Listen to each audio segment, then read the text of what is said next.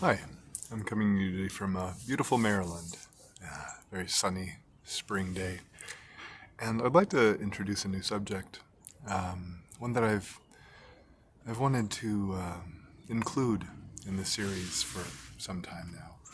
It's always good to start with some psychological foundations because really it's essential to understanding where we might be stuck, what we're looking at in the more immediate frame of our relationships and our challenges in life, and also what seems to be going on in the world around us. But to take things a little bit deeper, I'd like to talk about a concept that's been integrated more and more with characterological psychology, and I think it has great potential for the integration of spirituality, not only in the field of mental health, but just in our wider conversations about human life. So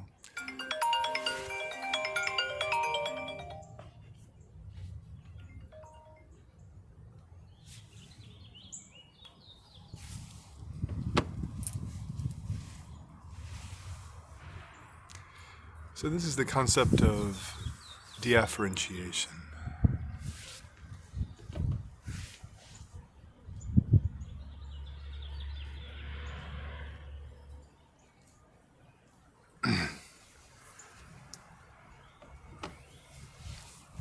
So this is the concept of differentiation and the loss of self.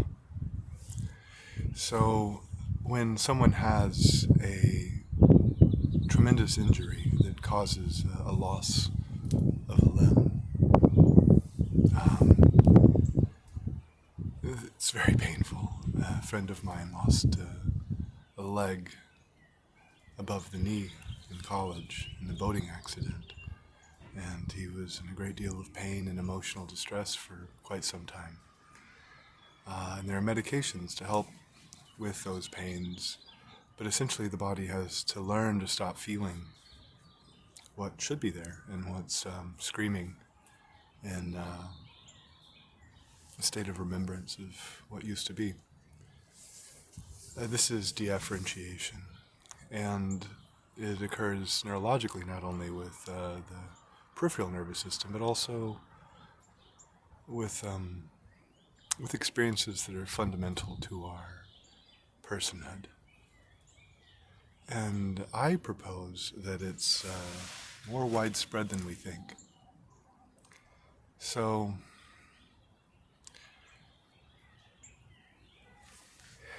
in psychotherapy, where these types of characterological models are utilized in the context of complex traumatization, and really it can be used pretty widely for a large number of people, not just those who were severely traumatized in their early years.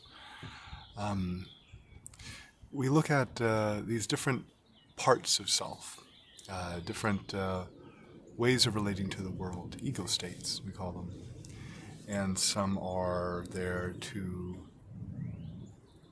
give us a sense of who we are in a way that easily relates to others. Sometimes the most common, most predominant self that we consider ourselves to be, that's referred to as the ANP, or the apparently normal part, and there are also EPs, or emotional parts, that may be operating under the surface. But even this ANP may not be the whole picture. It seems that our left hemispheric verbal linguistic awareness, it tends to take on a lot of the qualities of the left hemisphere, so it may be unaware of things that go on with the rest of the body, things that go on with what I believe I've referred to as the psyche, the deeper self. In the psyche, it has its origins, or at least it has roots, in that beingness, that basic, foundational, underlying stillness that if we slow down enough we might notice is there. And it's so vast we might not even really notice it, especially if we're caught up in the affairs of the day. And it just so happens that I think sometimes when there is trauma or when there is shame, shame is a really relevant emotion in that it tends to, it's a more complex emotion that has to do with the sense of self.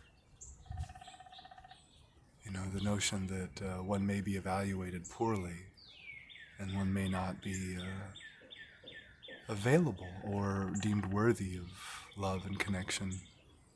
It's a very painful human experience. And so shame, it reduces certain positive emotions, some of the basic emotions. Pengseep refers to these. He's an author that works with affective neuroscience. So the neuroscience of emotions. He talks about seeking, just having an interest and wanting to go out and express engagement with the world. Play, which helps us deal with fear and uncertain circumstances and is really just a lot of fun for us mammals. Lust, which isn't just for sex, although it does include sexual feelings, but there are many things we might deeply crave. And then, of course, caring, which is really part of the heart of the matter when it comes to the loss of self, and especially the influence of shame, the notion that we may not be able to receive caring. We may not experience it for ourselves. In fact, these disparate self states, they can carry these interjected messages of deep self-criticism, and sometimes sometimes they have something to offer in terms of the denial that we may be encountering with regard to how we might be encountering the world. So there's a difference between healthy shame, which allows us to have empathy for others' experiences of us, and empathy in general, living in a world with others who are their own complex beings. And then humiliation, an unhealthy form of shame, often tied to anger. And based on our experiences in this world that's really been through quite a lot. And by that, of course, I mean social, political, ancestral, current, one might say a neo-colonial world, a world where the self has been denied in so many, and emotions have been seen as weaknesses. There seems to be a way of living in the world where differentiation is the norm. And in this world, if you can cut off the phantom pains of the humiliated self, one can essentially also cut off awareness of others. And it's a great loss.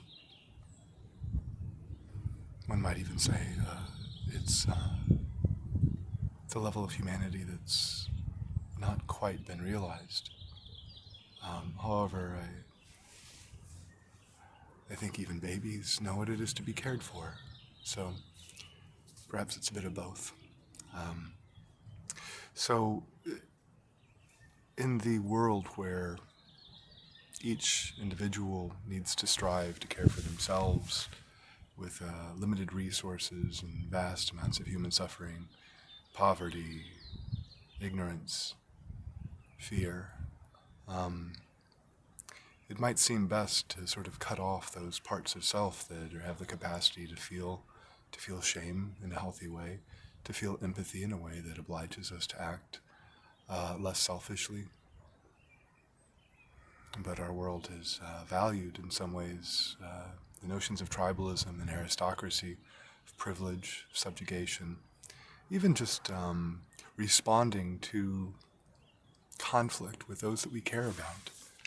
When we enter a fight or flight state, there can be a residue of humiliation, a residue of real, almost a dissociative or a dissociating kind of discomfort.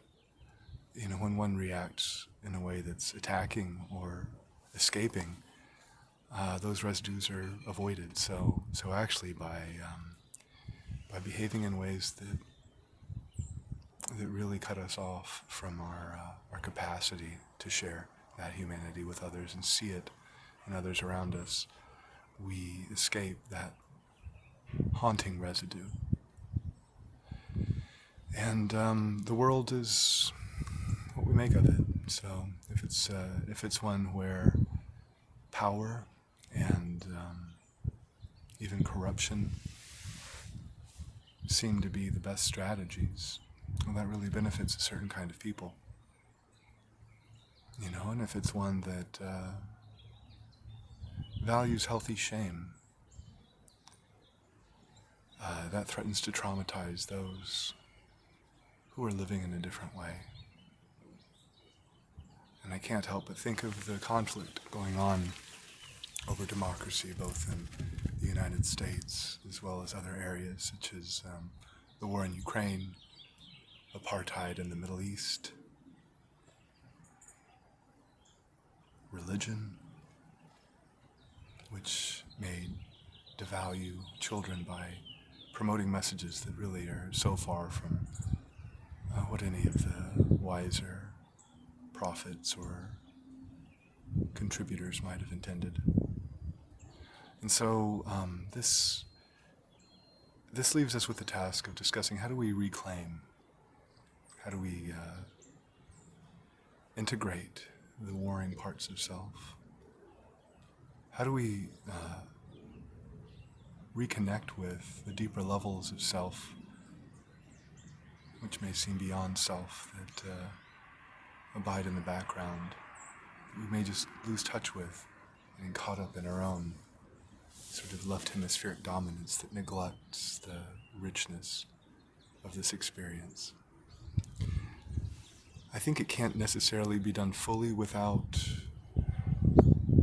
help, and that help can come in the form of psychotherapy to specifically work out what's going on with these different parts, what's gone on in the past that we may be avoiding, which is the only response one can have when one has been traumatized, short of a very cautious method of finding a way to desensitize those painful triggers of those traumatized states that have been dissociated.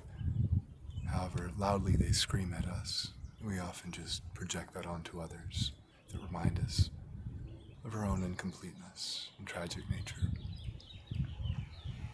I think the body has a lot to offer here, and that's why I believe, even though I'm not a somatic psychotherapist, I think there may be great hope in the combination of myofascial body work or other body-oriented methodologies with some of the emerging and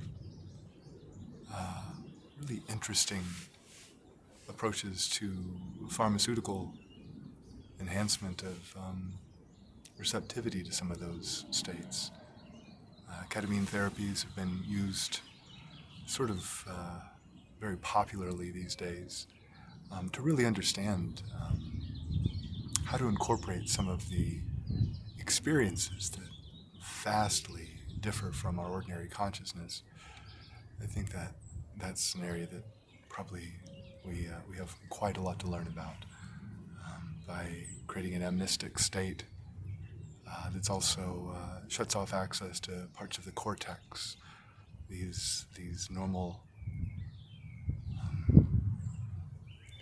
states of self that we just get so caught up in. To have conscious waking experience of that which lies underneath can be potentially very useful. But who's going to speak to us? Well, it could be that consciousness itself, but it's possible to incorporate touch in communication other than the verbal. And I'd be very interested to see where that goes. And there may be other types of integration across these sensory modalities to really help bring us to a place of finding our wholeness again. Because because the ways that we constrict our awareness are also reflected in the nervous system that this body speaks to regularly. When working with clients with a schizoid defensive structure, and that's another video that I've yet to make, because I have some very interesting notions of what might occur there on a dynamic level, to say nothing of the genetic and epigenetic contributors. Many of these clients many of these individuals don't have an active awareness of their body parts. If there's a pain, if they step on a sharp piece of rock, they'd be aware of that part of their body, but otherwise, it might not be something that they could feel. So it seems like there's fruitful paths of sensory integration, reversing the differentiation, of cutting off awareness of that which is too distressing to live with. And isn't that really what wholeness is about? So I look forward to exploring with you what our emerging science has to say, and how that can be, I think, aided by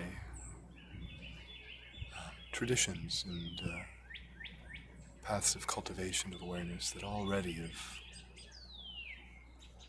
been developed. So we'll see where it goes from here, both in these talks and also, I think, in the broader dialogue of clinical practice and spirituality.